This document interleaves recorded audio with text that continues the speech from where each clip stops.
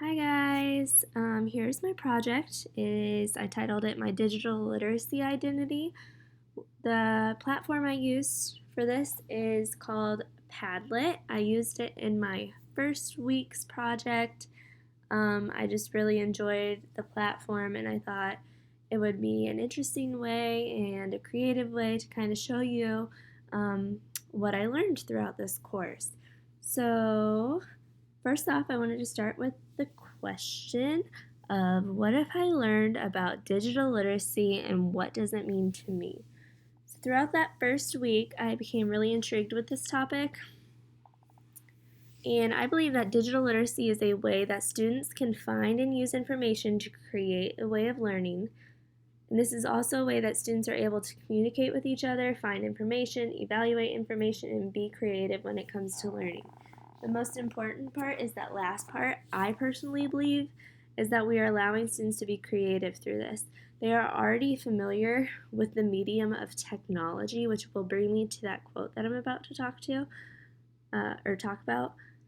So, since they are already familiar with it, they can use that tool and be creative to learn. So, the quote that I wanted to relate this to was in our first article that we read in week 1 by Lancashire and Coble, I think is how you pronounce it. And that's on page 3. They state digital literacy enables us to match the medium we use to the kind of information we are presenting to the audience we are presenting to. And I believe this is digital literacy is a way that is very flexible and individual for each student because there are so many different digital platforms that students can learn from. Each student can use a different platform to learn. So, with that being said, I believe digital literacy is a way for all students to learn in the classroom.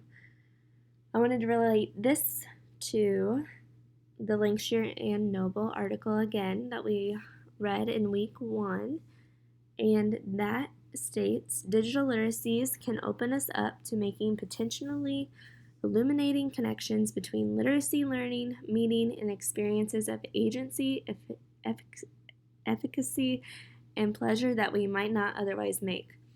So, I think this is really important, and I loved this quote because it really stood out to me.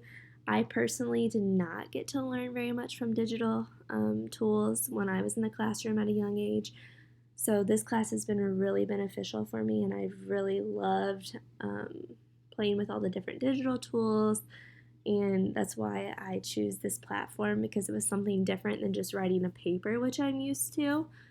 Um, so I think that this is something that really will intrigue our students and allow them to deeply make connections and learn thoroughly in the best that they can. And I think it will provide a way for students to become successful. With that being said, I kind of summarized it by saying giving students the opportunity to experience many different variations of digital literacy can have a very positive impact on their learning. I wanted to kind of connect it to my personal experience, and that is about traveling. So I feel like the more experience we give to students, the more they will enjoy learning. And I think this because when I had an experience traveling, it really had a positive impact on my learning. So I have traveled to other countries, and that really inspired my digital literacy tools to develop because once I got the chance to visit other countries and learn about their cultures and traditions, I would come back and begin searching on the web. I would watch videos, read articles, and anything else I could find um,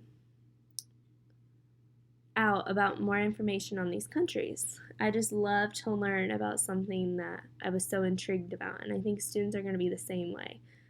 And this is something that I wanted to relate to an article by Spencer that we read, and it says professional development should not be one size fits all. It needs to be differentiated and holistic, allowing for teachers to go through natural phases on both an intellectual and emotional level. And I just think this is a huge thing to realize because not everyone's going to learn the same, which is important to realize why we have different digital platforms that students can learn from, because not every single platform is going to be useful for every student. We have to realize that. I also wanted to talk about how I learned that digital literacy is more exciting and enjoyable for children, but it also follows the Common Core standards, which I was really intrigued by. I mean, I knew that technology was awesome to incorporate into the classroom, but I love that it kind of follows the Common Core standards that we're learning about in each of our courses. So, for example, the standard that I listed here reads integrate visual information, for example, in charts, photographs, videos, or maps, with other information in print and digital text. I think this is something that we learned throughout this course, because all the information that we were learning, we were then presenting in our projects through a digital tool. And this is something that we can bring into our classrooms to show our students. And this is something that I can relate to the artifact that I explored for my artifact presentation. And that was on abc.com. It was StoryMaker. If you want to hear more about that, just go check out my artifact presentation. But it's just, it's an artifact that, or I guess it's more of a technology tool that allows students to incorporate story writing and creating their own images for that story. So they're kind of making their own book. So moving on to the next question that I wanted to focus on is, how is reading online different than reading text? And this is something that we focused on in week 2. If you want to go back and look at all of our articles that we read that week. I believe that reading online is different than reading text because it is easier to come across a variety of text, and you also get many different perspectives on one text. For example, in I think this is Quora, that's how I'm going to say it. The internet, they say on page 54 that the internet presents an optimal context for practice with these knowledge-creating processes, since learners are connected with infinite text, global perspectives, and a multitude of digital tools that enable the constructions and communication of creative ideas. So this goes back to the idea of online texts are easier to access. And I related this back to my personal experience because I thought of when I was a kid, I would always research through libraries. I would go and find books on what I was researching, and it just took a lot more time. Whereas now that I've gotten to college, I read a lot of scholarly articles online, and we can find those through our library online. So it's like by a click of a button. And on those scholarly articles, we can see that readings are influenced by many writers, because at the end of online articles, the reference list usually includes at least 10 different sources. At least 10. There's many on them. And this is all the sources where this information has come from for that scholarly article. So I can just see and wanted to relate this to my experience from when I was younger, to where it was harder to get a hold of a lot of resources when I was researching, and it would come from just the library that I was in, whereas now I can read about experiences and I can read about articles that are from all over the world that are influenced by so many different people. So I think that is a huge difference in online reading versus reading text. Along with that, they're very easy to get a hold of. Moving on to question 3. I wanted to focus on, did I have my own personal growth and deepening of understanding of digital tools and literacy? I could summarize this up in one word, and that is absolutely. I believe that this entire class has given me growth each week when it comes to the different digital tools and the different digital literacies. Like I said earlier, I've loved getting to explore the different tools that I can implement into my future classroom. And these are all tools that I believe will strengthen and benefit my students' learning. I want to make my classroom an enjoyable and successful place where learning takes place. I have also had growth in learning about how to ensure that I'm using technology in a multi-module way that leads to deeper and more interactive learning instead of just using it as a fad. And this is something that I focused on in week 4. I really enjoyed reading about this because I didn't realize how many teachers were just incorporating technology as a fad instead of incorporating it to actually be useful in the classroom. And that's one thing that I want to focus on and have learned throughout this course is how to incorporate technology in a successful and learning way for our students. I wanted to connect this to the Hickson Turner article that we read, and on page 59, they state, "We want, or rather we need today's students to critically consume information, to create and share across time and space, to co-create and collaborate to solve problems, to persevere in light of setbacks, and to maintain flexibility. Digital literacies provide opportunities for the inquiries that will develop these skills." And I thought this was an awesome quote to relate this back to. With this being said, I wanted to talk about Google Docs. This is one platform that I had already known about, but this class gave me some more information on, so I've grown and have a deeper understanding of this. So this tool is something that I've used specifically at ISU, and I really enjoy it because it allows students to collaborate on a writing project, spreadsheets, or presentations together. So this is an awesome way of students creating projects together and using each other to learn, and I think that's awesome. And that's something that McGee Waddell talked about in their article on page 28 that we read in week 4. So with that being said, I just wanted to sum it up and say I've gained a deeper understanding of digital tools and digital literacy throughout this course and how it involves a lot of collaboration with students. Moving on to question 4. This one kind of goes along with question 3, and so does question 5. They kind of all just go together. But question 4 reads, "How will this impact or influence the ways you approach digital component in and out of the classroom?"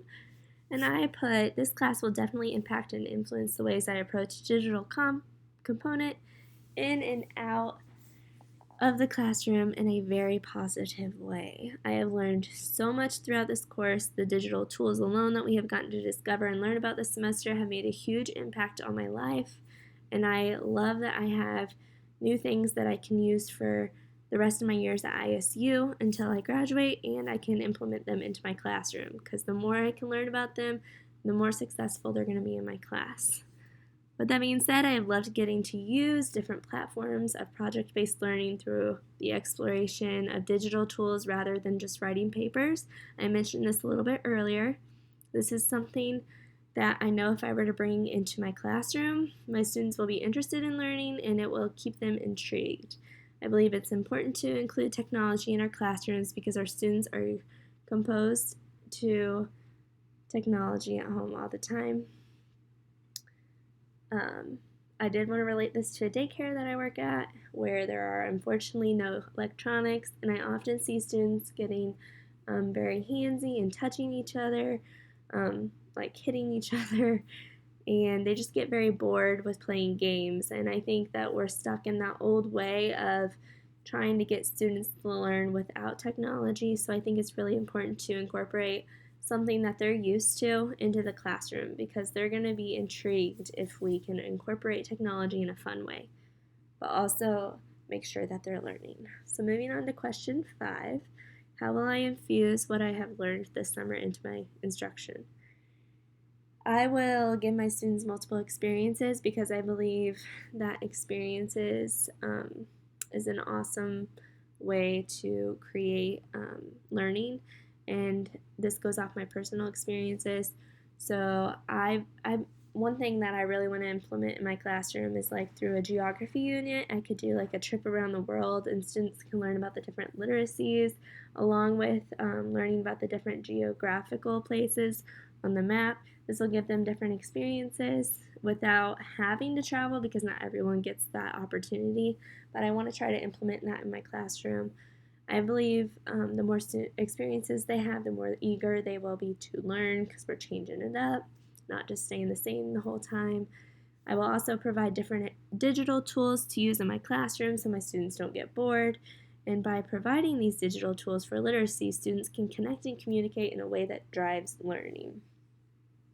So this is what I have learned throughout the course. I've really enjoyed this course, and I hope you guys have as well. So I hope you enjoyed learning about how digital literacy has been a part of my life and what I believe and what I've learned about throughout this course.